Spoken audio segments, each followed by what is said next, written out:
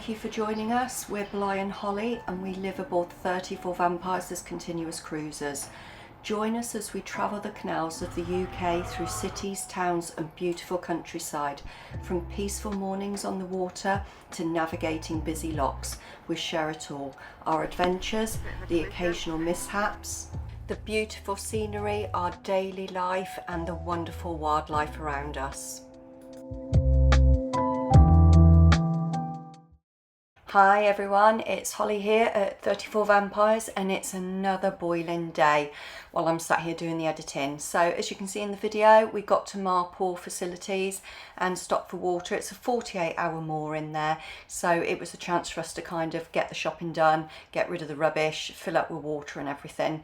So yeah, that's what we needed to crack on with. The only problem was that the water was actually the other side from where we were, which meant we'd have had to move the boat over, move back and everything, so we decided instead it was just easier to put the hose pipe across. So yeah, that was sort of one of our first jobs when we got there, so we could crack on and get the washing machine on. There's also time as well to get the boat cleaned, get all the windows cleaned and everything, and basically everything that we could that involved water, because obviously if you're a continuous cruiser, then you know sort of like once you leave that water point the tank starts going down, down, down, and once that happens, you know, it's a case of, you know, if you haven't got a filtration system, it's where's the next water point going to be and is the water going to last until you get there. It was time as well to take a look at the diesel leak that Bly temporarily fixed so that we could get through the Marple flight, and as you can see we've literally lost sort of like the bare minimum. It's just been a few drips, so and a bit down there from where it wasn't wiped out properly before, so far so good until we can get it properly sorted. We always like to feed the birds when they come over to the boat, and as you can see, these only took about 15 minutes to find us. It's almost like, you know, you'd think they could read signage and that we're hanging a sign out saying birds feed here, bird bar. But yeah, we always love them coming over. It's good to feed them, and yeah, personally I find it quite a joy for them to be around. On this cruise as well, we were lucky enough to spot a few herons and also a pesky little furred creature, which we managed to get on camera about 5:45 in the morning, and he's a bit of a culprit, we feel, for something that we actually saw going on. Bly's just off to walk over the bridge and come around the other side, because as you can see, our boat is this side and the water point is that side. So rather than pulling over, he's going to try and come over and take the hose across, because it's a bit quieter now, it's the evening. Oh, it's a bit of breeze now, so it's not too warm, but we're trying to sort out filling up the tank now. So it's how do we get the hose across, and otherwise we'll have to move the boat across. So just walking around to Bly, because he went across some planks and they were a bit unsteady, so just walking around to unlock with the key now. Lovely little bridge. I believe these bridges were made originally, these sort of curly whirly spiral ones for horses. So I'm not a horse, so I'm not quite as sure-footed, but go. Oh gosh, there's plenty of geese been sat there. So just going round to meet him now with the key.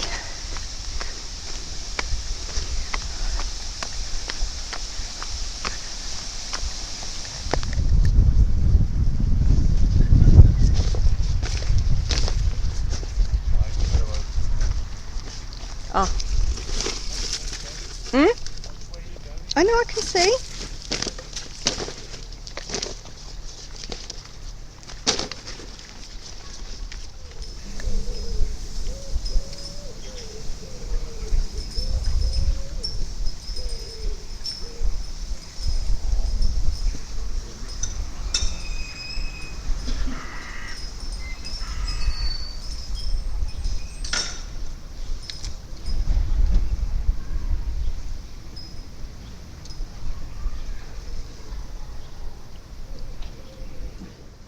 You can see here we've got 2-pack epoxy on the side of the boat on the black, and you can see sort of like those matte lines on it. That's where we've kind of had to touch it up, where there's been the scrapes and things, which obviously if you look at any boat you'll always see lots of scrapes unless they've sort of touched them up properly. And it's just because of the narrowness, and all to do with a lot of the narrowness where you go through, and when you go through the locks with other boats and everything, a lot of the scratches that we've had, admittedly, we're actually going through the Rochdale 9 in central Manchester, which I did a video about, because the locks there were absolutely brutal on that flight. They really were. And so because you had the 2-pack epoxy, and then we've sort of like touched up with normal paint, that's why you can see those dull areas on there. But once we get the boat lifted out and we have it blacked, obviously that'll all sort of blend in and look back to normal again. So obviously those are bits that whilst he's cleaning it in a bit, it's not going to be able to wash off. Unfortunately, those sort of matte bits stay there.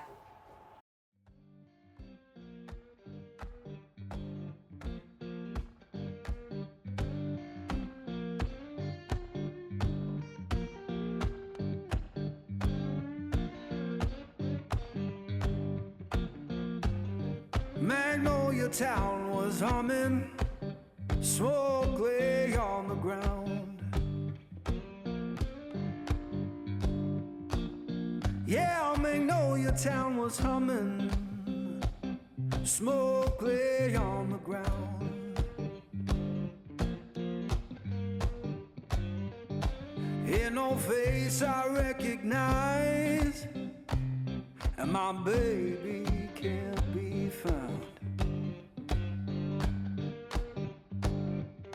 I left that place in summer, swore I'd be back by fall.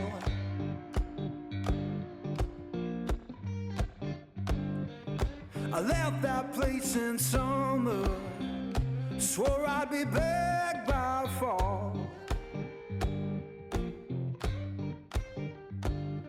Now the porch is bare and broken, and her name's gone from the wall.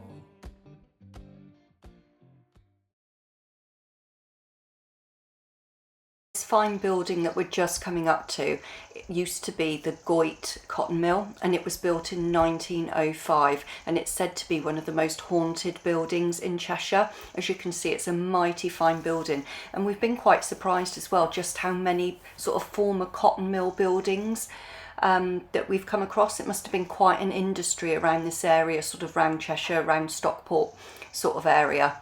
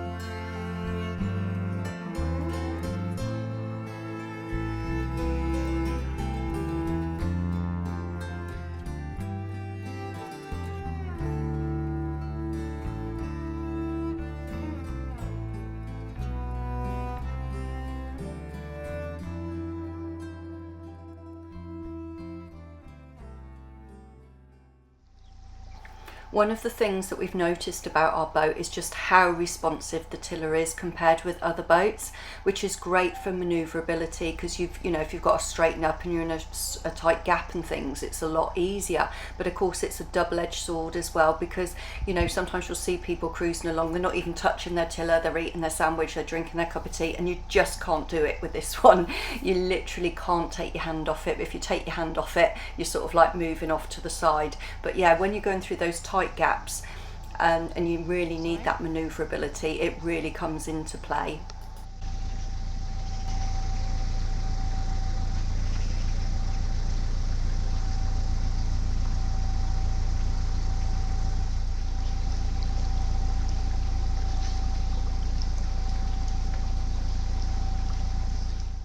One of the things that we really noticed whilst we were on the Macclesfield, you know, we've been going, I suppose, by this time, maybe an hour, something like that, maybe an hour and a half, is the lack of moorings.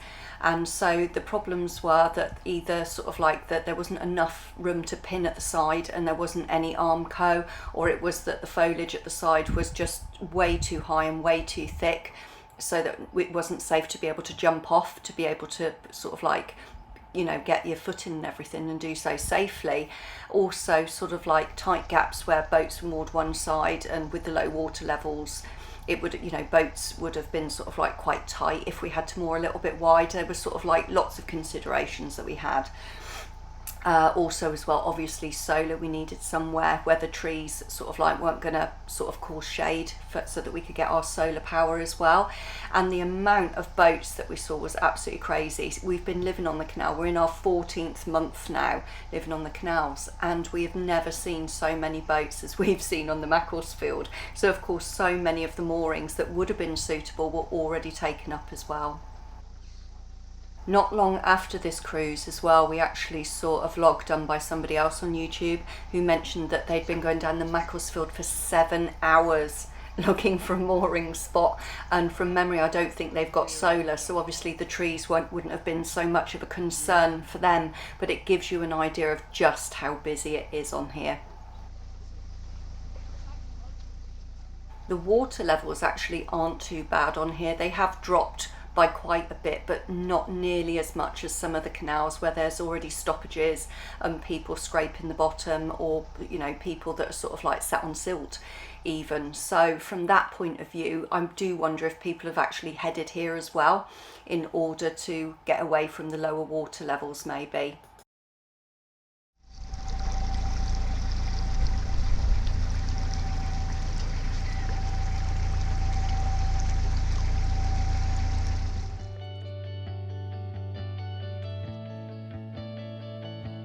Okay. Trees seem quite thick. So where them two women are? Yeah. There. Yeah. You head there. Yeah, we can go and look there.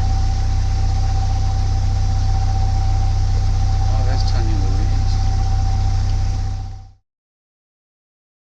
So once we moored up, it was time to check out the temporary fix on the diesel leak, and as you can see this time we've been losing some diesel, so we're going to have to bodge it again ready until we've got the stuff in order to sort it. So we will be going to the chandlers this week and getting that sorted out, so we just need to sort out exactly which bits we need in order to sort it once and for all now.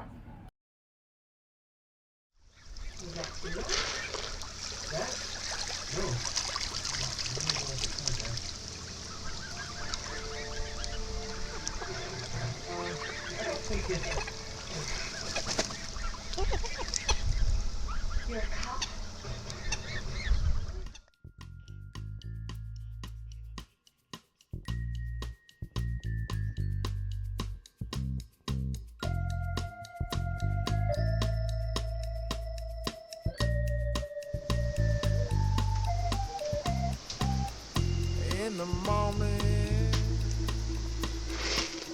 I wake up feeling no pain. Long stretches, I get to remember it. Then I see my bed is empty on one side, back in the sheet. Only place I can hide. In the morning, I'm wondering how I'm gonna get through the night. Sick and weary.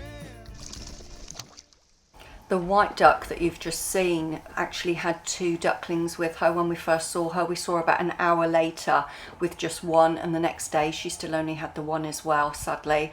And also the mallard that had all those ducklings. We were at this mooring for about 3 days, and then she sort of like only ended up with the one that you can see here. And fortunately we spotted a culprit. I think it was about 5:45 in the morning when Belai was up early to go and help Sid out, and yeah, he managed to spot a mink that had run across, which he missed. By the time I got there with the camera, you'll just be able to see it on the side. It's up by the fender, over by the Armco on the opposite side, and then we managed to see it as it kind of came back over as well when it was swimming right over towards the boat.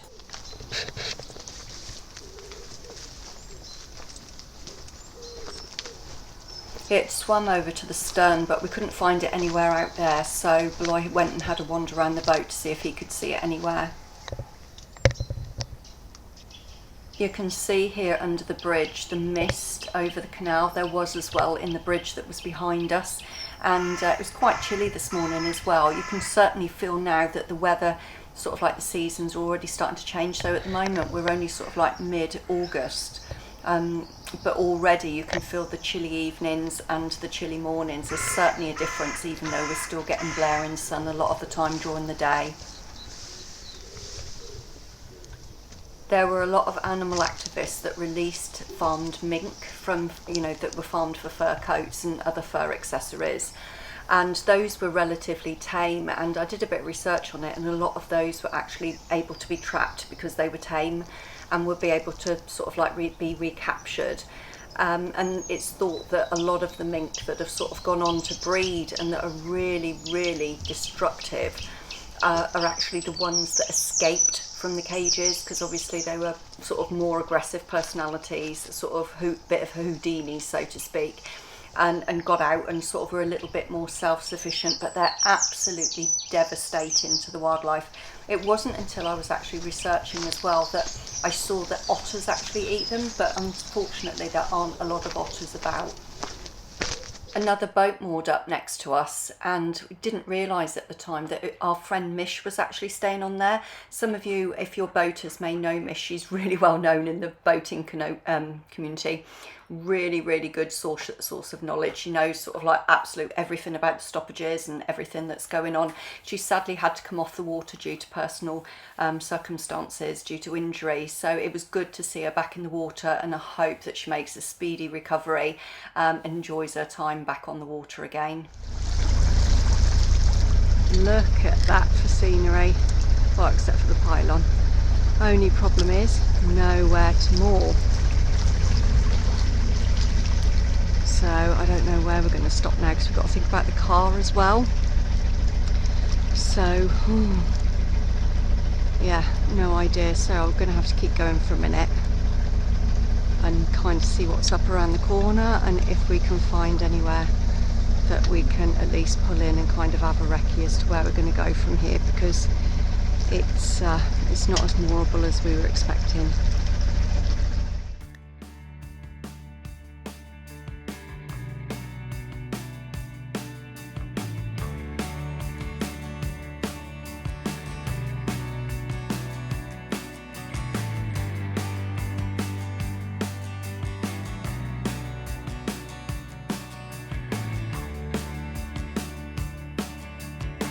Strong, crazy beds on me.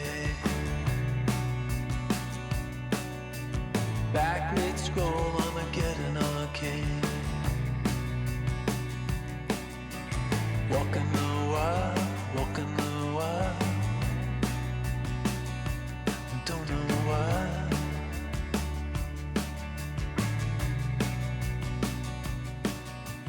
Cars play calculus and numberless chess.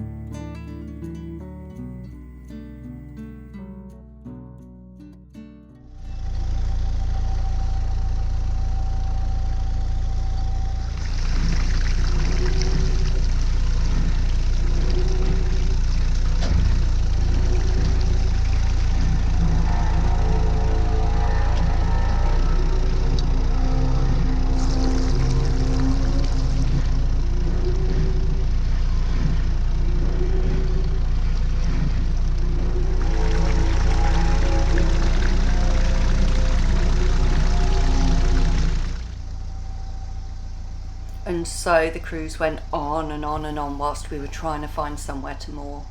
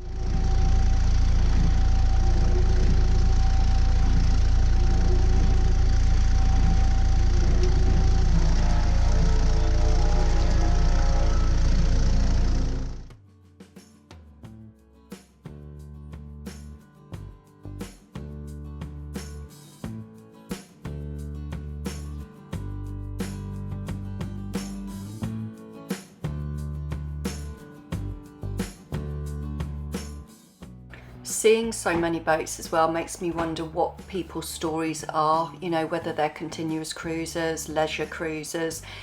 There's also a lot of mental health issues on the canals as well, and some people just sort of like move onto the canals for that peace, that solitude, to sort of like move out of society because they can't deal with being around people. And also as well for financial reasons, some people find that it's a cheaper way to live as well, you know, if they're sort of really handy with DIY, because obviously boat repairs can be quite costly. So when you see this amount of boats, you know, it makes you realise just how many people either sort of like cruise on the cut or live on the cut. And yeah, it's quite surprising to us because, like I said, we're in our 14th month now, and we've never seen so many before. Absolutely crazy how many we've seen today.